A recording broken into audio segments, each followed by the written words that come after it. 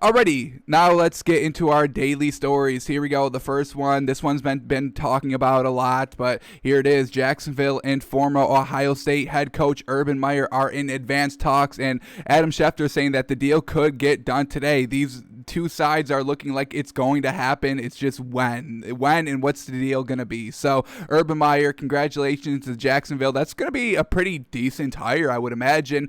The only one knock that I would probably have on Urban Meyer, he's won the games, he's won the big games, we know this, but when it got to the college football playoffs, when that was really implemented, I mean, Urban Meyer only was part of the playoffs, I think only one season. Now, he won the actual, bowl game. He won the title game when, the first year of the playoffs. But ever since then, he was never in the top four. So that's a little concerning. Ohio State has a great recruiting program. They're always getting the best recruits because they're the biggest name. I mean, Alabama, Ohio State, those were the two kings of college football. Now Clemson has really started to find their way in these last, 4, 5, 6 years. And who's the other one? Clemson, Alabama, Ohio State. I feel like I'm forgetting one. Clemson, Alabama, Ohio State. That's pretty much it. That's pretty much the big three. So the fact that Urban Meyer wasn't really getting into the college football playoffs at the end of his career, a little bit of a red flag, but we can't knock everything he's done since then. I mean, look at this. I mean, when he was with, Florida, he won 2 BCS national championships games. That's fantastic. He's always winning the bowl games. He lost 1 bowl game at Florida. All right. That's what I want to see. If you're a head coach, are you winning your bowl game? And if you're making it to the championship game, are you winning that game? That's really, what I want to see if you're a college head coach. And Urban Meyer's got it all good. But when we look at what he did at Ohio State in his last couple seasons, yes, he won, the college football championship in 2014, but in 2015, he didn't even get there, just playing the Fiesta Bowl. He won the bowl game, though, so we give him credit. Then in 2016, once again, Fiesta Bowl, but he lost it, not the best. And then 2017 Cotton Bowl, wins it. 2018 Rose Bowl, wins it, but I mean, those aren't national championship games. Those aren't, the top 4 teams in the college football. So a little bit of a red flag, but overall, I mean, nobody can knock all these accolades he's got. He's a very sought after head coach. Didn't even, kind of played the field a little bit through, the last 2 years. He could have jumped right in. He left Ohio State in 2018. Could have started coaching in 2019, but he took a year off, another year off, and now he's finally found a source. He's going to go get Trevor Lawrence at number 1. He's going to have his franchise quarterback, and maybe that's what Urban Meyer wants. So, we'll keep an eye on it. Obviously, we'll be seeing him next season and seeing how he elevates this 1-in-15 Jags team. I'm sure he can do a little bit better than that. So, at least the bar is low for Urban Meyer, right?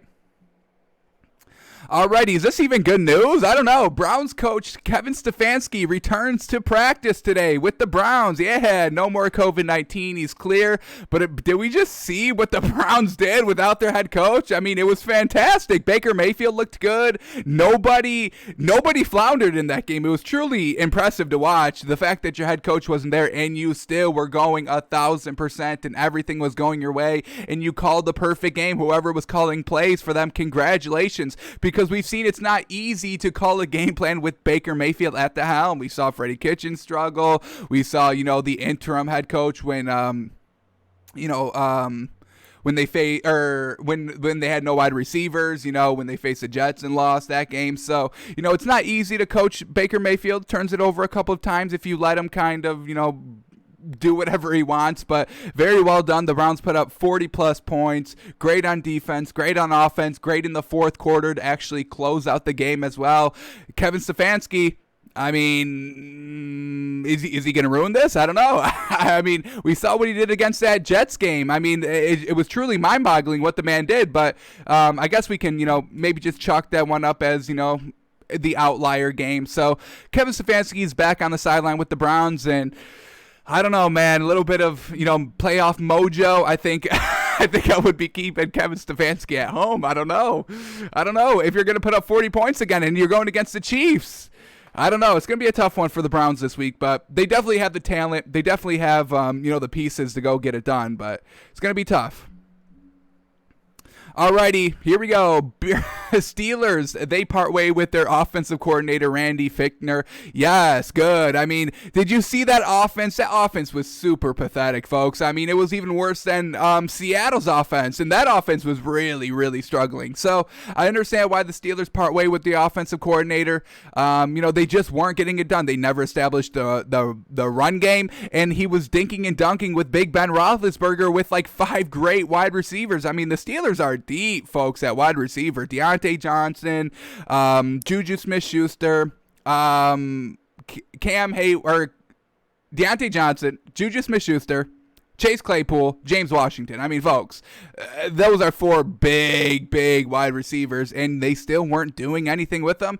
Now, I understand maybe Big Ben was a little limited down the stretch in his arm, and I get that, but this is your job. I mean, you've got talent. Find ways to scheme, ways to get the talent open. I mean, the Browns are doing it fantastic. They're doing it fantastic, but here, the Steelers aren't doing it. I mean, if you can't throw the ball, then run the ball, but they never did that either. So I definitely agree with the Steelers here parting ways with their offensive coordinator, but they didn't just stop there, folks.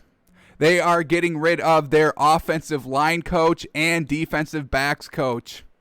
So a little bit of an overhaul here in Pittsburgh. Is it going to be for the better? Is Big Ben still going to play next season? So we still have a couple question marks up in the air. But overall, of just talent on this roster, they should be good to go next season, folks. I mean, this Steelers team, they've got the talent. Now, they do have a lot of mouths on those talents. I mean, they were even, still calling the Browns trash and said they were going to get whooped next week. Like, y'all just got beat, and y'all are still talking? Like, as I say, I mean, I don't care if you talk trash, but you have to reap the consequences of you talking trash, and you get your ass beat. You know what I mean? So I got no problem if you want to talk trash, but still talking trash after you just literally got blown out.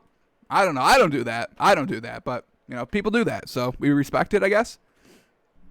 All right, let's keep moving on here. What else we got?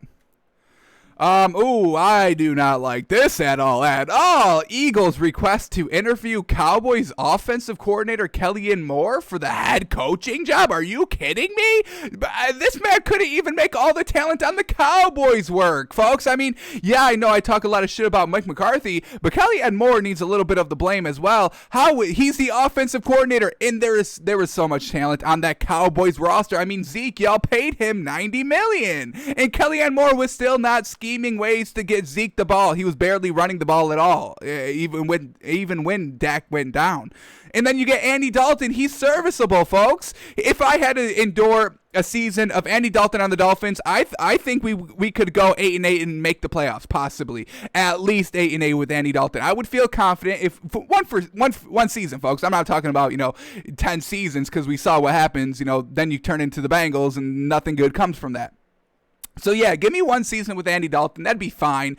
But Kellen Moore couldn't even make it work with him. And he's got weapons on the offensive side of the ball. I don't get it. Amari Cooper, Michael Gallup. I mean, what are we doing here? CeeDee Lamb. I mean, he's got all this talent, and they still weren't able to win the division. I mean, they easily had the most talented roster in the NFC East by far. I mean, did you see what Washington was working with? Taylor Heineke, Dwayne Haskins, only Terry McLaurin. I mean, Antonio Gibson was knocked up like every other week, banged up every other week. So I do not like this. Kellen Moore, I don't like him as a play caller. He hasn't done anything. And now he's going for a head coaching job. I would definitely stay away from this. I don't like this for the Eagles. I think this is a big mistake here. Big mistake. Alrighty. Yesterday was pretty funny because the Bears general manager either gave like a press conference or he answered some questions, because we got some great quotes from this man. So this is one quote from Bears general manager Ryan Pace. Quote, everything is on the table at the quarterback position. Of course it is. Of course it is. I mean, you'd be foolish not to say this. Are we really saying that Nick Foles and Mitch Trubisky are good quarterbacks? They're not, folks. Can we be real with ourselves?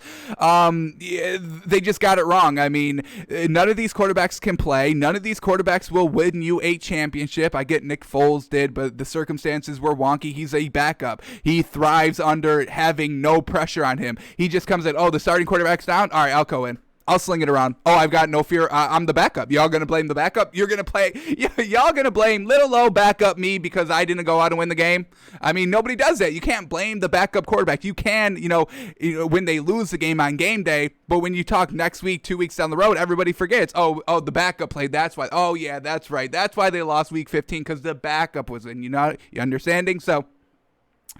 Yes, everything's on the table. And then we get an even better quote here. Bears president, now this is the president, not the general manager. Bears president Ted Phillips on the team, quote, these are quotes, folks. Here it is, quote, have we gotten the quarterback situation right? No. Have we won enough games? No. But everything else is there. And that's what we've been saying, folks. The Bears are good. I like Matt Nagy. He's really scheming ways for Mitch Trubisky to look good. They've got decent weapons, not great weapons, but good weapons. Allen Robinson's a great wide receiver. Cordell Patterson, in the system he's in, he's really not doing great because Mitch Trubisky can't really extend the ball deep down the field, and that's kind of Cordell Patterson a little bit. So, a little bit of a mismatch between their weapons and the quarterback. Obviously, you get rid of the quarterback, and your weapons are now good. The defense has always been fine. That was probably the strength of this entire Bears team, just the defensive side of the ball. So, yes, I mean, the president knows what's up. They don't have the quarterback situation right, but everything else is fine, and they know it's just going to be a quick fix. This is not a total rebuild that they're going into. That's why they kept the general manager. That's why they kept Matt Nagy. 2 days ago, I think they announced that they're keeping basically everybody, and they're just going to make a switch at quarterback, and that's exactly what is wrong with the Bears. Just the quarterback. Just Mitch Trubisky. That's it. So Mitch Trubisky is going to be 100% out. If he's not out, he's a backup. And he's only a backup because he knows the Bears offense pretty well. He's been there for a long time. He hasn't mastered it, obviously, clearly, and he never will master the offense, but he knows the offense, and if you need a backup, you want somebody that knows your offense. So if they still take him, it'll be for real cheap because he's on his contract year, and he'll be a backup. Other than that, he's out. Alrighty, and then the last story to talk about is the blockbuster trade that happened in the NBA yesterday. If you don't know, James Harden is out of Houston, folks. He finally got his way and has kind of muscled his way out of Houston. Now, I've got no problem with that. I mean, owners say it's a business all the time, so if players don't want to play somewhere and they, go out on Twitter and make a big scene and a big fuss to get out of a team, I actually have no problem with that. Do you? I mean, you're the player. You hold all the cards. It's your talent. It's the owners, profiting off of you. And the owners would get rid of you in a heartbeat. So if you want to leave, yeah, easy. Take that. I'd do that. If I'm on the Knicks, or I shouldn't say Knicks because they are a little bit up and coming. I do kind of like what Tom Thibodeau's doing there early in the season. Who's a bad team? I don't even know. Maybe the Timberwolves? Yeah, they're pretty bad. If I was on the Timberwolves, I'd be demanding a trade. Absolutely. I'd be doing what James Harden's doing. So James Harden, big trade here. So James Harden, that's what the Nets get. Nets only get James Harden in this trade, which is, pretty good. I mean, James Harden, Kevin Durant, Kyrie Irving, great talent-wise, but, who's going to be the leader? Who's going to be the one that takes the last-second shot? Who's going to be kind of the vocal leader, the voice on the floor? Who's going to be the voice in the media? Who are they going to go to blame when they lose? I mean, that's where the fireworks are going to happen, folks. All right, the Rockets, they get Victor Oladipo, and I think that is absolutely fantastic. I loved John Wall, what he's doing in Houston already this season. Now with James Harden, I mean, he wasn't even going 100% out there, and that's real obvious. I mean, I don't think anybody thought he was actually playing for real out there. So now John Wall gets a little extra help here. Victor Oladipo, a great player for the Pacers, who was on the Pacers, now in Houston. And I really think Oladipo and John Wall can really work and kind of win some games here. So I'm definitely excited for Oladipo. He kind of got out of the Pacers. I don't think he even really wanted to be there anymore.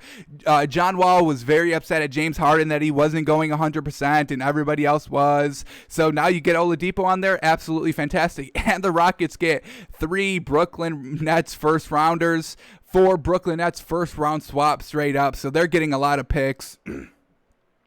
I don't like picks in the NBA at all. I would just go for players. Like, I would have done what the Nets did. Yes, I'd trade everything. I don't care. I'm getting the biggest. I'm getting 3 of the top 10 NBA players on my roster. Yes, I sell out. I sell my future. Yes, get those picks out of here. Picks are trash normally. Alrighty, the Pacers, they get Karis LeVert, and that's a great pickup for them. I mean, this Pacers team is already really good. They really didn't need Victor Oladipo. Oladipo kind of put them on the map for one season, and then he kind of got shuffled out to the backside now that Sabonis is playing very well and all of that. So now they get Karis LeVert, and that's a great pickup for the Pacers. He was great on the Nets. The Nets are definitely going to, miss him, but they got James Harden, so they're not going to miss him too much. And then the Cavs get Jared Allen and Teron Prince. So some beef up there for the Cavs and, young upcoming team in Cleveland. So nice building blocks there as well. So everybody really got better on this trade. I don't think a team took a deal that made them worse. I think the Pacers got a lot better.